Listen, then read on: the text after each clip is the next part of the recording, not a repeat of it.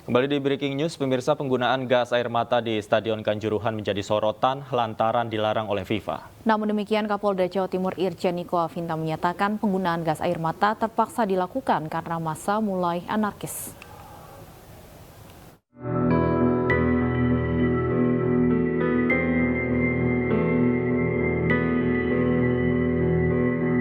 Ratusan orang menjadi korban dalam tragedi di Stadion Kanjuruhan pada 1 Oktober lalu. 125 orang dinyatakan meninggal dunia dan ratusan orang terluka. Penyebab banyaknya korban ini diduga gas air mata yang dikeluarkan petugas keamanan yang membuat warga trauma. Selain itu, dugaan over kapasitas di stadion juga membuat warga berdesakan untuk keluar. Terkait penggunaan gas air mata, Kapolda Jawa Timur Irjen Polisi Niko Afinta mengatakan petugas terpaksa mengeluarkan gas air mata karena massa mulai anarkis. Dalam prosesnya itu untuk melakukan upaya-upaya pencegahan sampai dilakukan gas air mata karena sudah anarkis. Sudah mulai menyerang petugas, sudah merusak mobil, dan akhirnya karena gas air mata mereka pergi keluar ke satu titik di pintu keluar, yaitu kalau nggak salah pintu 10 ya atau pintu 12. Kemudian terjadi penumpukan. Di dalam proses penumpukan itulah terjadi sesak napas, kekurangan oksigen yang oleh tim medis dan tim tergabungan ini dilakukan upaya penolongan yang ada di dalam stadion. Kemudian juga dilakukan evakuasi ke beberapa rumah sakit. Gas air mata umumnya mengandung 3 kumpulan bahan kimia. Yang paling sering digunakan adalah kloroasetopenon yang disingkat CN dan klorobenziliden malononitril atau disingkat CS.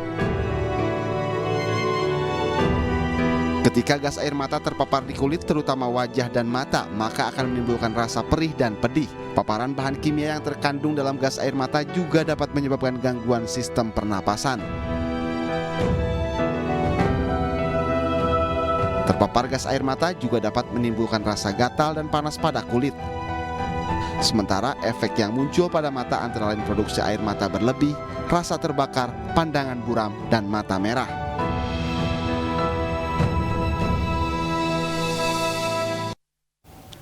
Mengapa banyak korban jiwa dan siapa yang bertanggung jawab atas tragedi Kanjuruhan?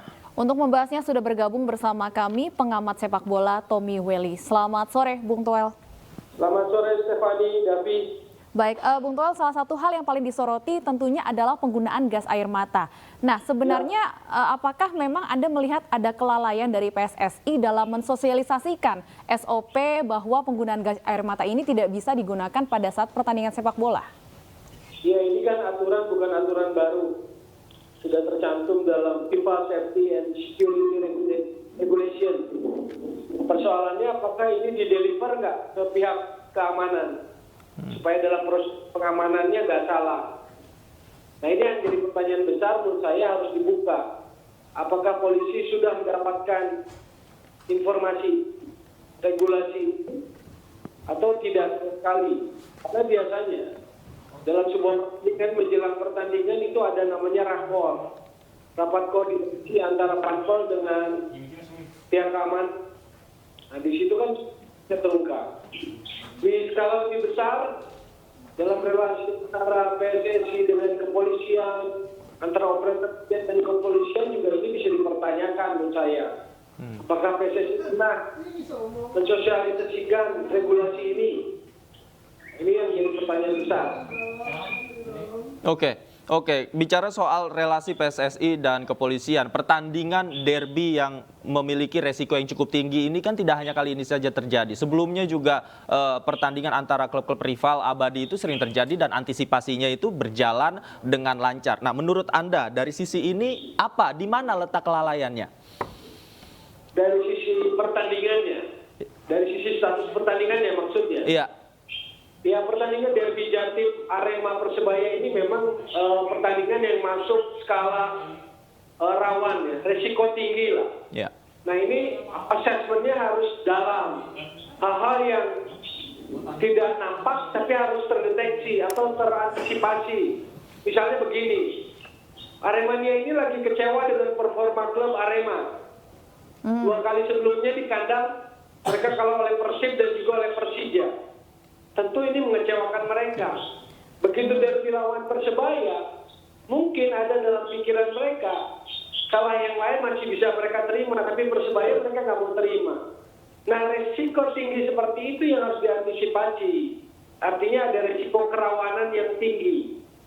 Ekspresi kemarahan, luapan emosi, kekecewaan itu harus diantisipasi. Apalagi pertandingan malam. Ada banyak cerita karena jarak dari Kanjuruhan dari kota Malang itu 25 kilo. Itu kan perjalanan cukup jauh, jadi berangkatnya rata-rata kan siang hari. Masuk sore pertandingan malam. Nah itu semua faktor itu kan harusnya diperhitungkan. Supaya resikonya bisa diminimalisir. Kalau kita bicara pertanyaan Anda tadi, bagaimana mengantisipasi pertandingan sekelas derby Arema Persebaya gitu. Nah hal-hal seperti itu kan tidak kasat mata. Tapi kalau Anda ngerti sepak bola, Anda bisa perhitungkan tuh indikator-indikator itu. Baik, Bung Toel, kembali terkait penggunaan gas air mata. Apakah artinya bisa dikatakan ada kelalaian dari PSSI dalam tidak mensosialisasikan aturan FIFA kepada aparat keamanan kita? Makanya itu yang harus ditelusuri oleh tim investigasi. Apakah selama ini pihak polisi, pihak keamanan menerima regulasi itu atau disosialisasikan tidak aturan terkait tidak bolehnya gas air mata dan juga senjata api gitu kan. Oke, tadi Anda juga bicara tentang bagaimana sosiokultural yang dialami oleh pendukung Arema yang menjadi salah satu indikator yang harus diperhatikan dalam manajemen resiko. Nah, jika bicara seperti itu, perubahan jadwal juga sebelumnya sudah diusulkan bahwa pertandingan diusulkan tidak malam hari.